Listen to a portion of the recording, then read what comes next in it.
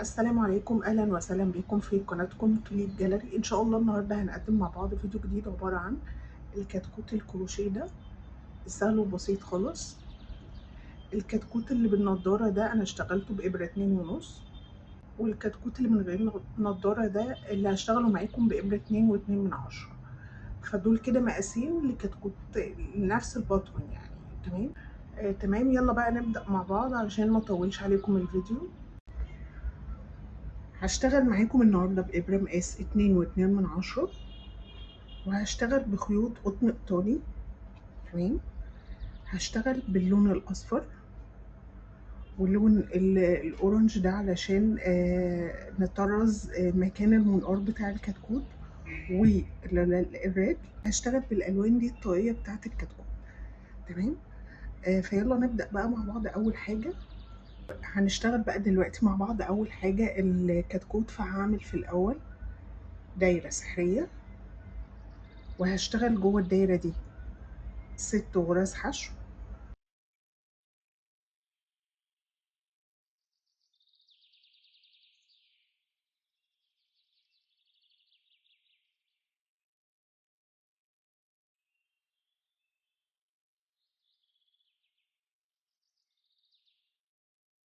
هقفل الدايرة. هشتغل دلوقتي السطر التاني سطر تزايد، فهدخل فوق كل غرزة من ال6 واشتغل غرزتين حشو.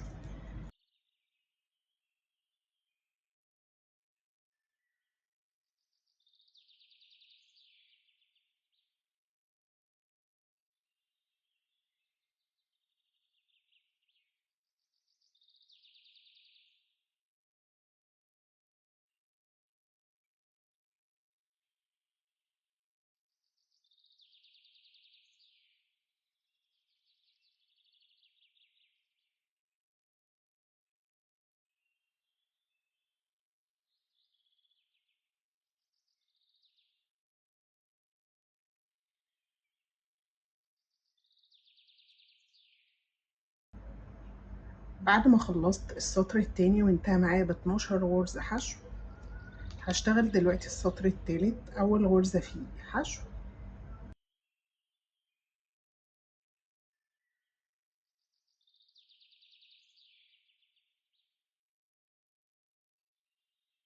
بعد الحشو هشتغل غرزة تزايد،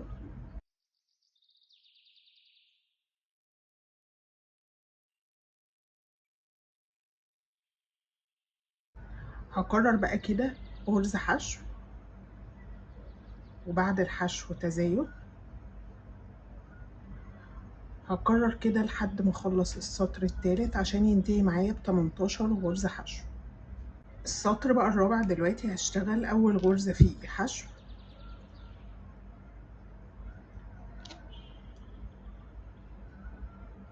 بعد الحشو هشتغل غرزة تزايد،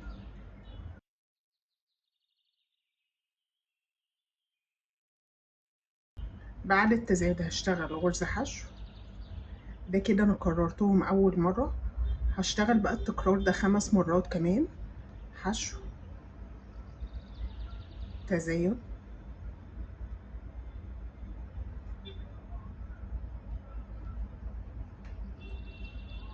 حشو، لنهاية السطر الرابع عشان ينتهي معايا ب24 غرزة. السطر الخامس هشتغل اول 3 غرز فيه حشو،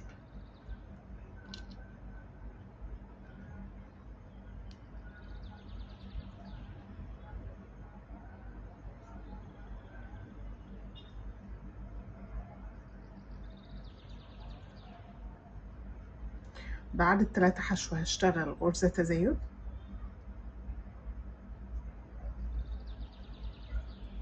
هكرر بقى كده 3 حشو وتزايد لحد ما اخلص السطر الخامس عشان ينتهي معايا ب30 غرزة حشو.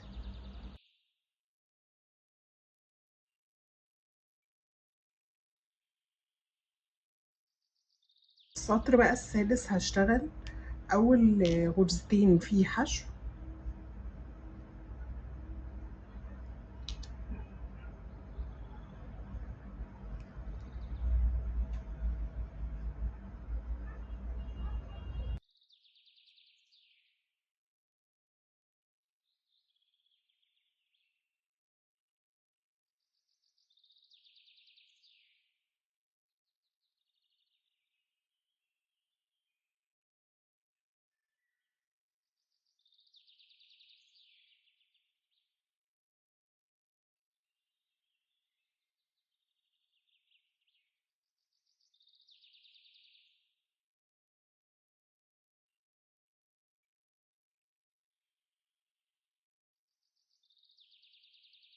تمام. دلوقتي بقى هبدأ أشتغل أدوار ثبات من أول السطر السابع لحد ما أوصل للسطر العاشر. كده هشتغل 4 أدوار ثبات، وكل دور فيهم هينتهي معايا بنفس عدد الغرز اللي هو 36 غرزة حشو.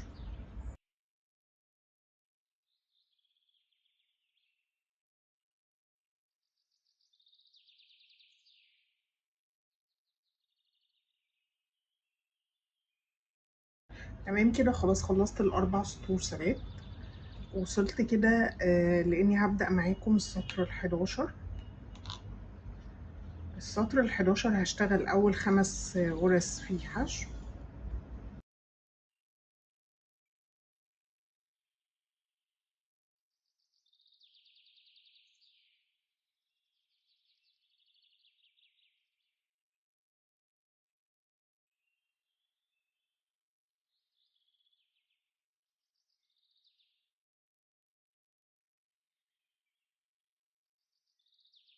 بعد ال5 حشو هشتغل غرزة تزايد،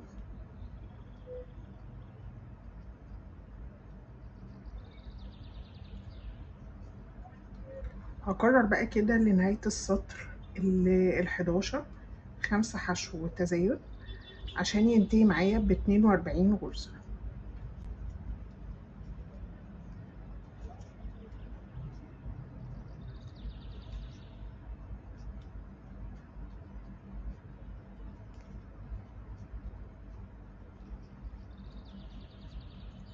السطر ال12 هشتغل أول 3 غرز فيه حشو،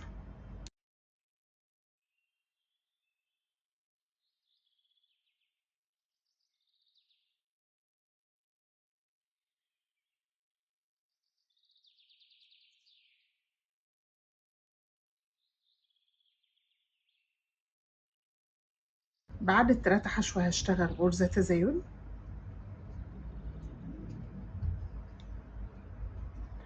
بعد التزايد هشتغل 3 غرز حشو،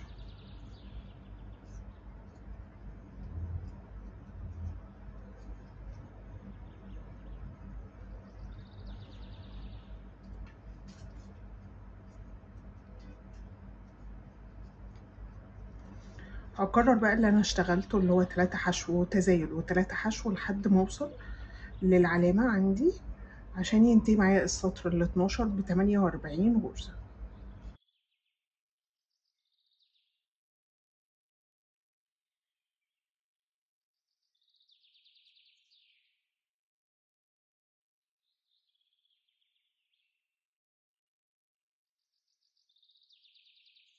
هشتغل بقى دلوقتي معاكم ادوار ثبات من اول السطر ال13 لحد ما اوصل للسطر ال17. كده هيكون مجموع الاسطر عندي 5 ادوار، وكل دور فيهم هينتهي معايا بنفس عدد الغرز اللي هو 48 غرزة حشو.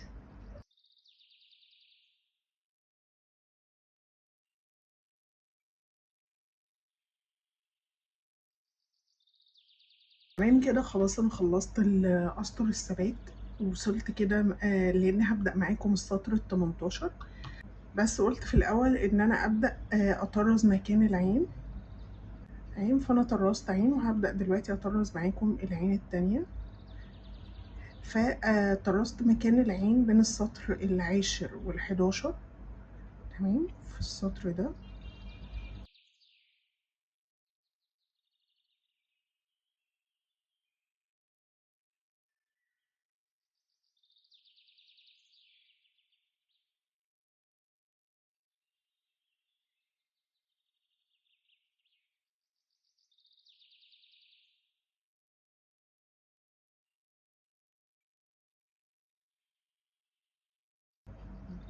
سبت غرزتين، بعد كده هطلع للسطر اللي قبله في النص كده بين الغرزتين،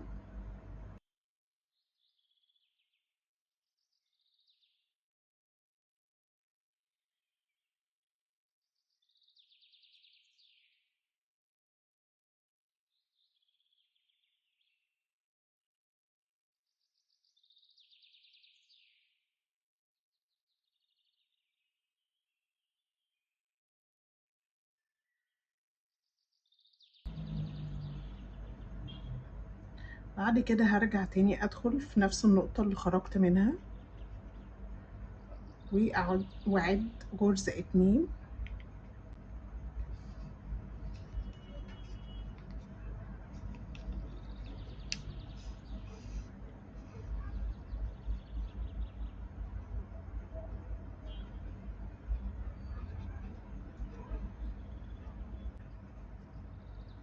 بعد كده همشي كده يعني همايل الخيط عندي بالشكل ده، هدخل في المكان ده او في نفس النقطة دي،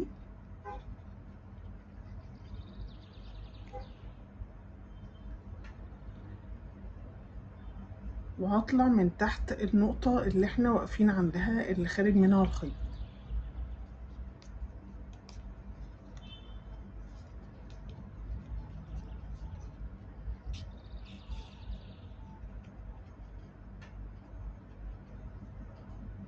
وهدخل في نفس النقطة اللي خرجنا منها.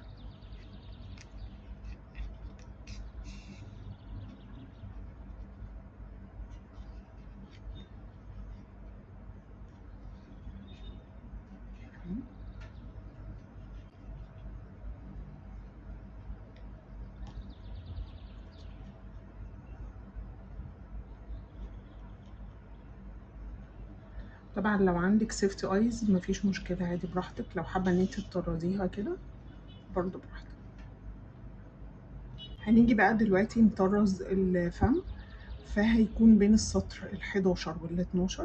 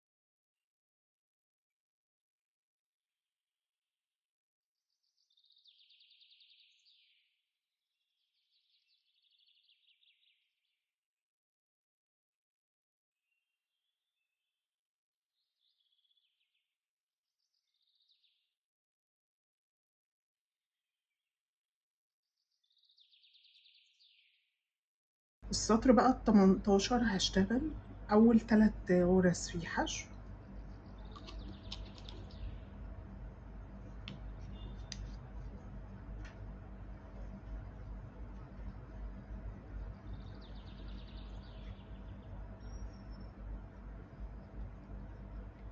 بعد ال3 حشو هشتغل غرزة تناقص،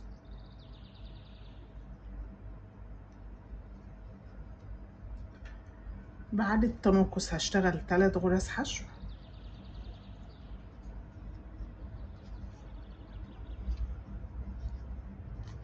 هكرر بقى كده لنهاية السطر 3 حشو وتناقص و3 حشو عشان ينتهي معايا السطر ال18 ب42 غرزة.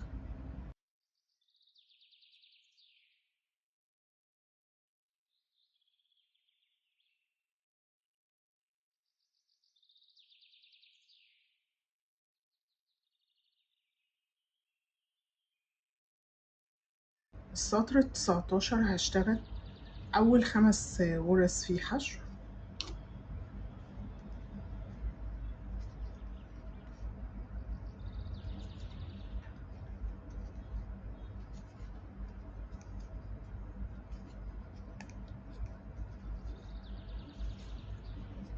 بعد ال5 حشو هشتغل غرزة تناقص، هكرر بقى كده 5 حشو وتناقص لنهاية السطر ال19 عشان ينتهي معايا ب36 غرزة.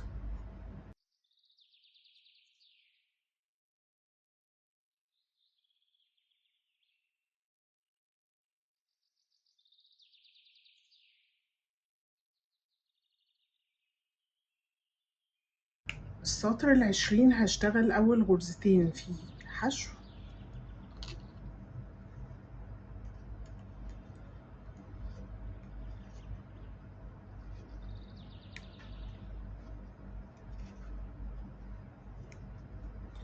بعد الاتنين حشو هشتغل غرزة تناقص. بعد التناقص هشتغل غرزتين حشو. هكرر بقى كده 2 حشو تناقص و2 حشو لنهاية السطر عشان ينتهي معايا السطر ال20 ب30 غرزة حشو.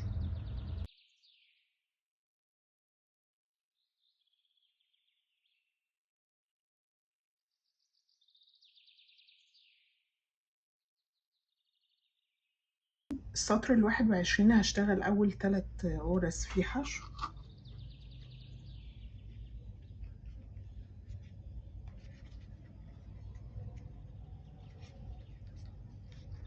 بعد ال3 حشو هشتغل غرزة تناقص.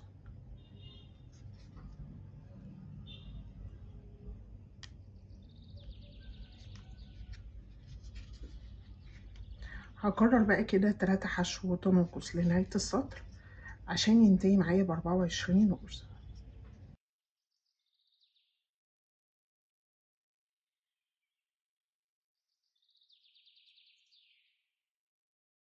السطر ال22 هشتغل أول غرزة فيه حشو.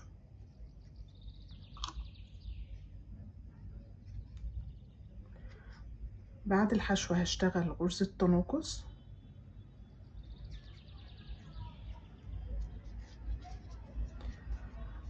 بعد التناقص هشتغل غرزة حشو. هكرر بقى كده حشو وتناقص وحشو لنهاية السطر ال22 عشان ينتهي معايا ب18 غرزة حشو. وهبدأ بقى أحشي الكتكوت عندي. تمام، ده كده شكل الكتكوت بعد ما حشيناه. هنبدأ بقى دلوقتي نشتغل مع بعض السطر ال23.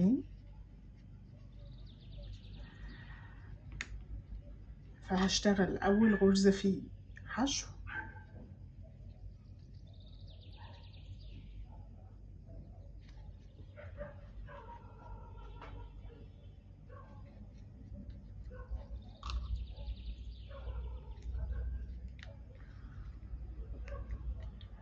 بعد الحشو هشتغل غرزة تناقص.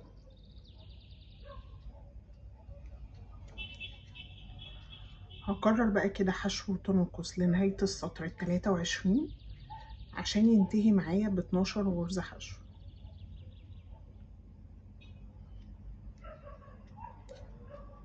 السطر بقى ال24 هشتغله سطر تناقص وهينتهي معايا ب6 غرز حشو.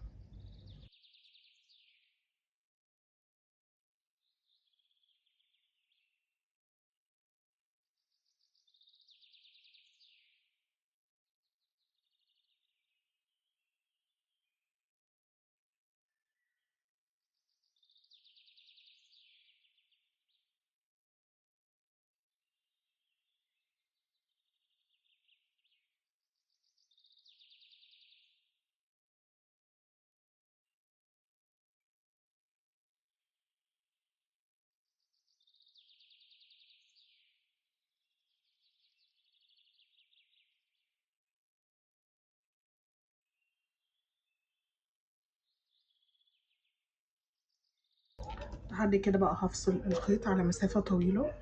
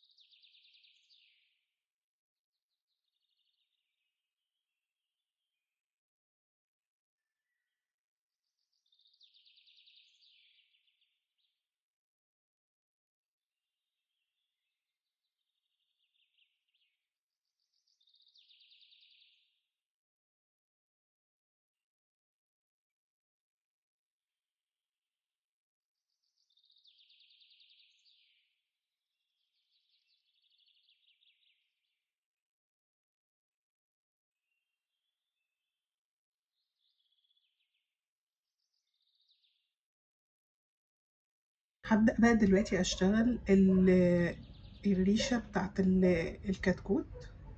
انا خرجت بخيط التنظيف عندي من الدايرة السحرية، وبعد كده هدخل من اي غرزة جنب الدايرة، اسحب خيط وارتفع ب4 سلاسل. بعد ما ارتفعت ب4 سلاسل هفوت سلسلة وادخل في السلسلة التانية، اشتغل غرزة منزلقة،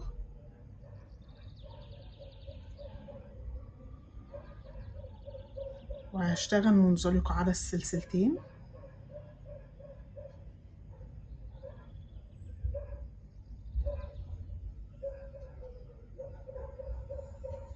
بعد كده هرتفع ب4 سلاسل،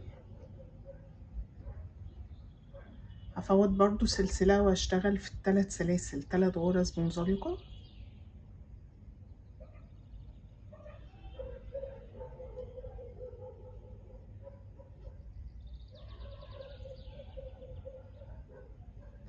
هرتفع تاني ب4 سلاسل،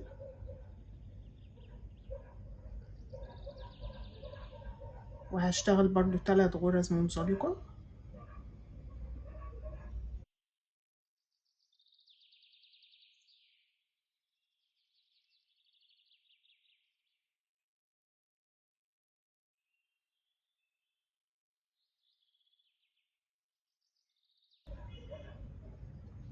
وبعد كده هدخل في الدايرة السحرية واخرج من اي غرزة جنبها،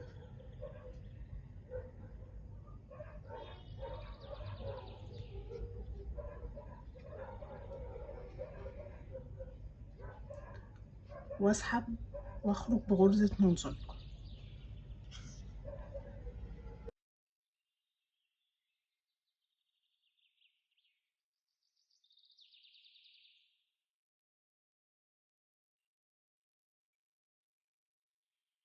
هنشتغل بقى دلوقتي مع بعض الجناح بتاع الكتكوت. فاول حاجة هعمل دايرة سحرية، هشتغل جوه الدايرة دي 6 غرز حشو.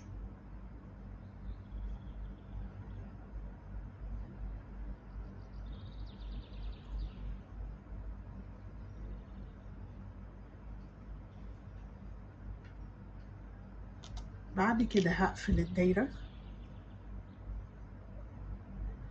هشتغل دلوقتي السطر التاني اول غرزة فيه حشو،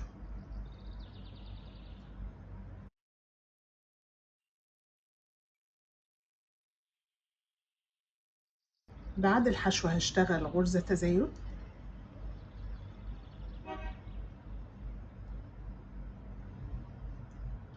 هكرر بقى كده حشو وتزايد 3 مرات كمان.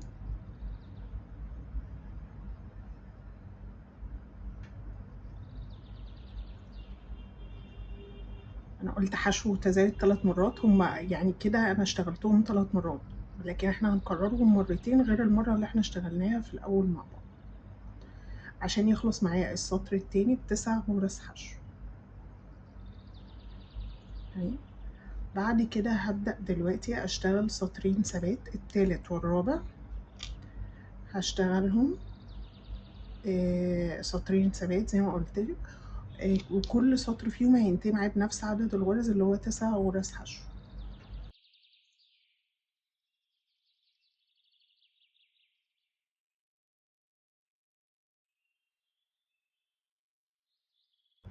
بعد ما خلصت سطرين الثبات هبدأ دلوقتي اقفل القطع مع بعض،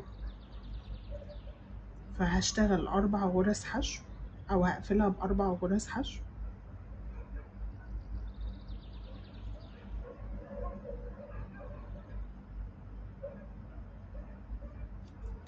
بعد كده هفصل الخيط على مسافة عشان لما نثبتها في الجسم.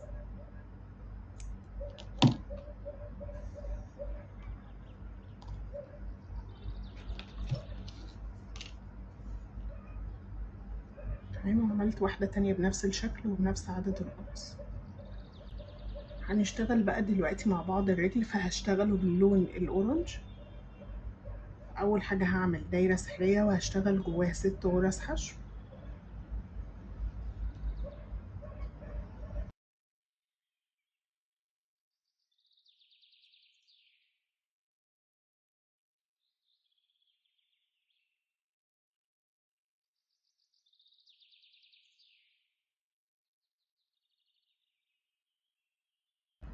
بعد ما اشتغلت 6 حشو وقفلت الدايرة، دلوقتي هشتغل السطر التاني وهيكون سطر تزايد، وهينتهي معايا ب12 غرزة حشو.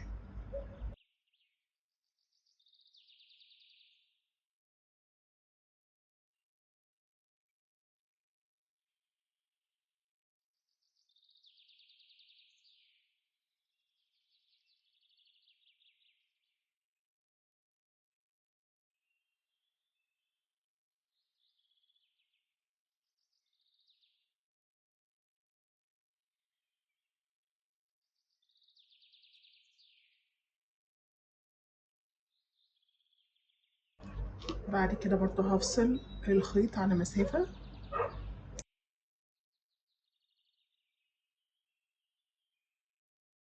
عملت واحدة تانية بنفس الشكل وبنفس عدد الغرز. هقفل بس معاكم الرجل.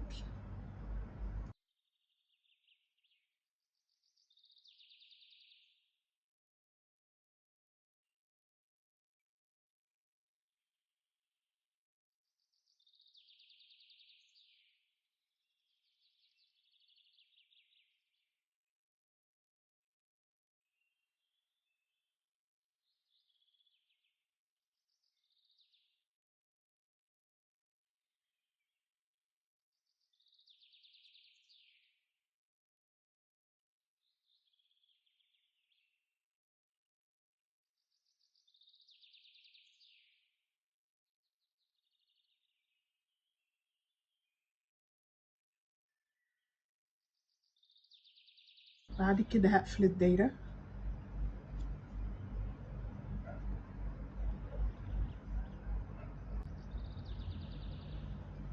هدخل في اول غرزة واقفل بغرزة منزلقة،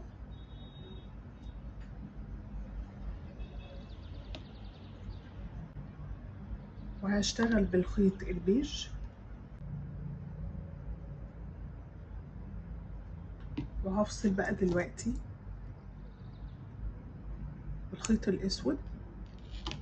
وهشتغل بقى دلوقتي السطر التاني، اول غرزة فيه هشتغلها حشو.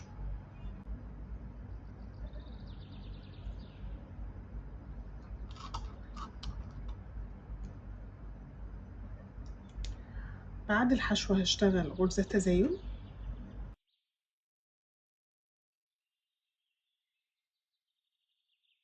هكرر بقى كده غرزة حشو وتزايد 3 مرات كمان عشان ينتهي معايا السطر التاني ب12 غرزة.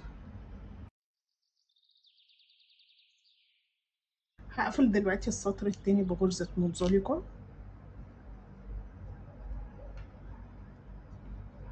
وارتفع بسلسلة للسطر التالت. وأول غرزة هشتغلها في السطر التالت هشتغلها حشو.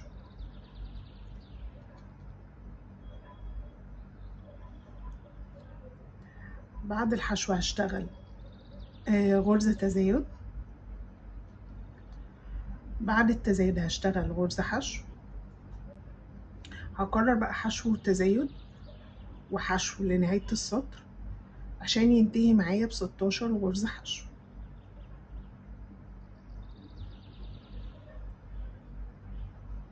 اقفل السطر التالت عندي بغرزة منزلقة،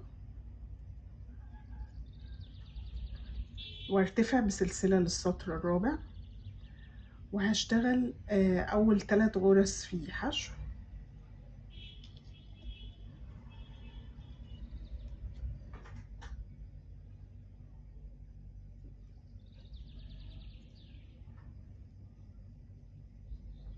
بعد ال3 حشو هشتغل غرزة تزايد. هكرر 3 حشو تزايد لنهاية السطر عشان ينتهي معايا ب20 غرزة حشو.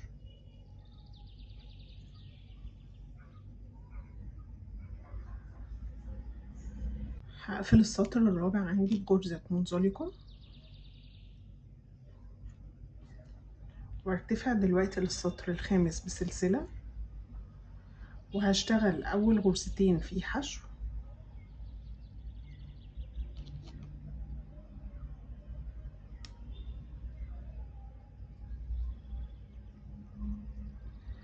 بعد الاتنين حشو هشتغل غرزة تزايد، بعد التزايد هشتغل غرزتين حشو. هكرر بقى كده 2 حشو تزايد و2 حشو علشان ينتهي معايا السطر الخامس ب24 غرزة.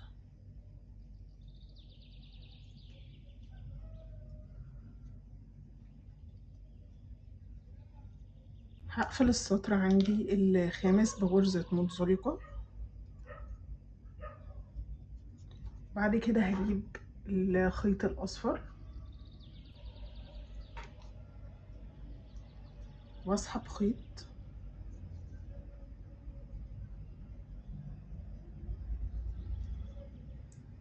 وهشتغل دلوقتي أول 3 غرز في حشو،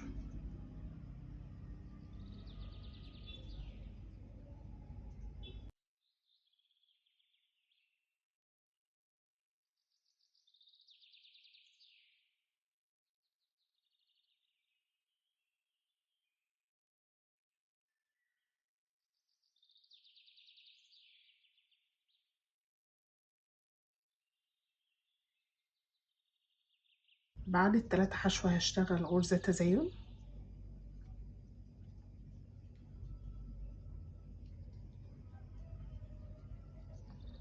هكرر بقى كده 3 حشو تزايد لنهاية السطر عشان ينتهي معايا السطر السادس ب30 غرزة. وهفصل بقى الخيط البيج.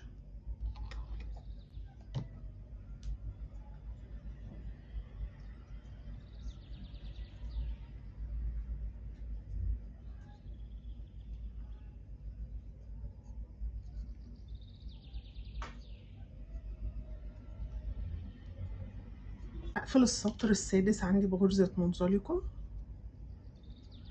وارتفع للسطر السابع بسلسلة، وهشتغل أول غرزتين في حشو،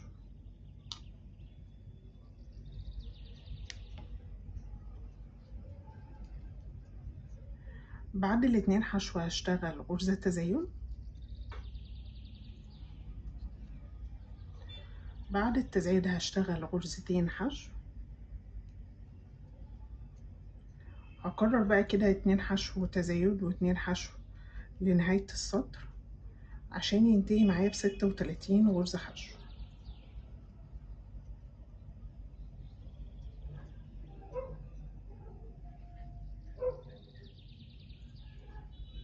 هقفل السطر السابع عندي بغرزة منزلقة في أول غرزة حشو احنا اشتغلناها، وهرتفع دلوقتي للسطر الثامن بسلسلة، وهشتغل دلوقتي سطرين ثبات، السطر الثامن والتاسع، وكل دول فيهم هينتهي معايا بنفس عدد الغرز اللي هو 36 غرزة حشو.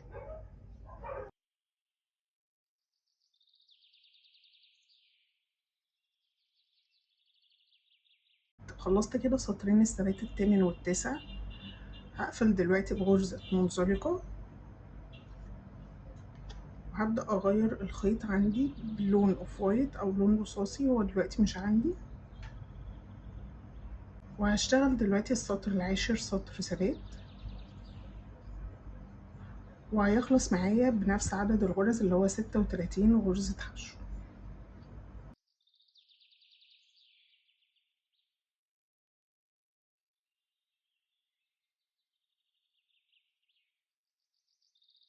تمام. بعد ما خلصت السطر العاشر دلوقتي بقى هقفل بغرزة منزلقة في أول غرزة حشو احنا اشتغلناها.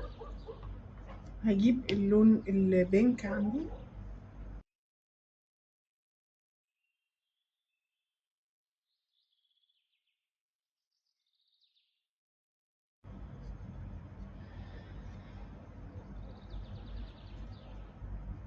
بعد كده هرتفع بس بسلسلة، وهشتغل دلوقتي السطر ال11. هيكون سطر أول 5 غرز فيه حشو بس هشتغله في الحلقة الخلفية،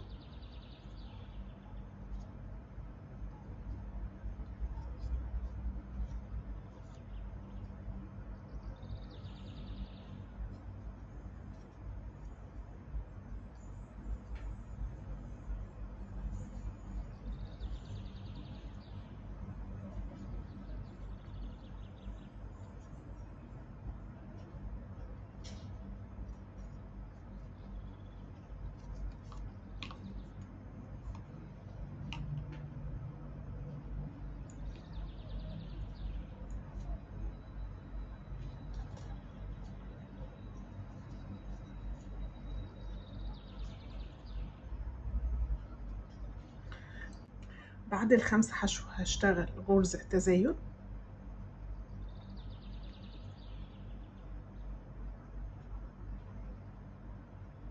هكرر بقى كده 5 حشو تزايد لنهاية السطر، وهشتغل السطر ده كله في الحلقة الخلفية عشان ينتهي معايا السطر ال11 ب42 غرزة حشو.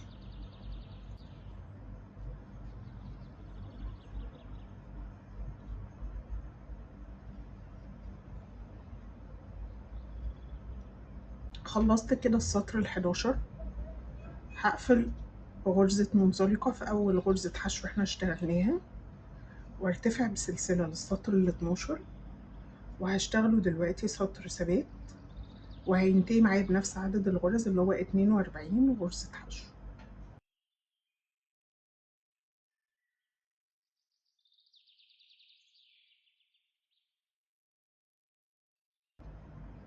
وهشتغله بقى كده تحت الحلقة.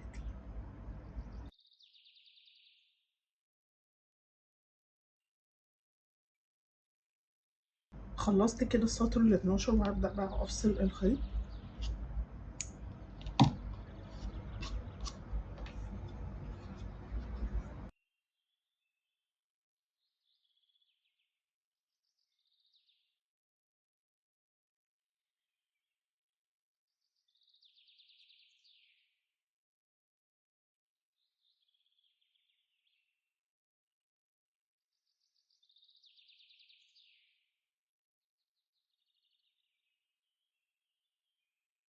هنبدأ بقى دلوقتي نطرز مكان الجناح زي ما عملنا هنا، هنعمل هنا بالظبط. فهيجي في السطر اللي احنا طرزنا فيه العين اللي هو ال10 وال11، وعد 6 غرز.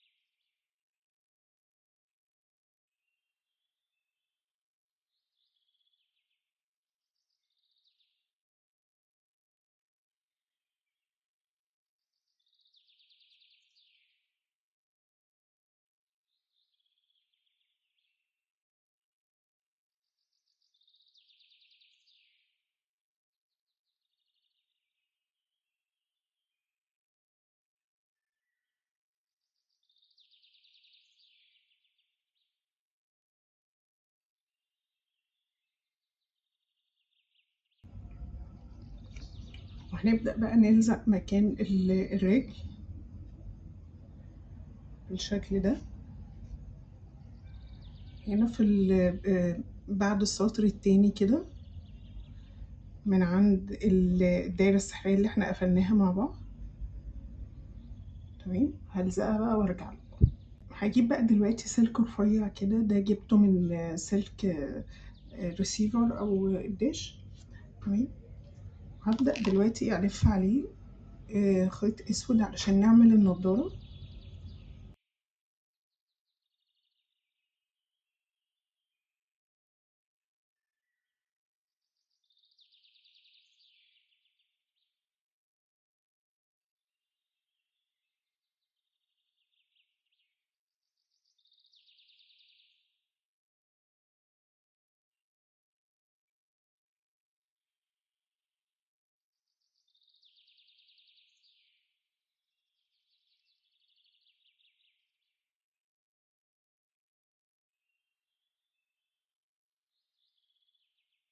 وهاجي بقى عند اخر حتة، وهبدأ ان انا بس الزقها علشان الخيط يثبت معايا.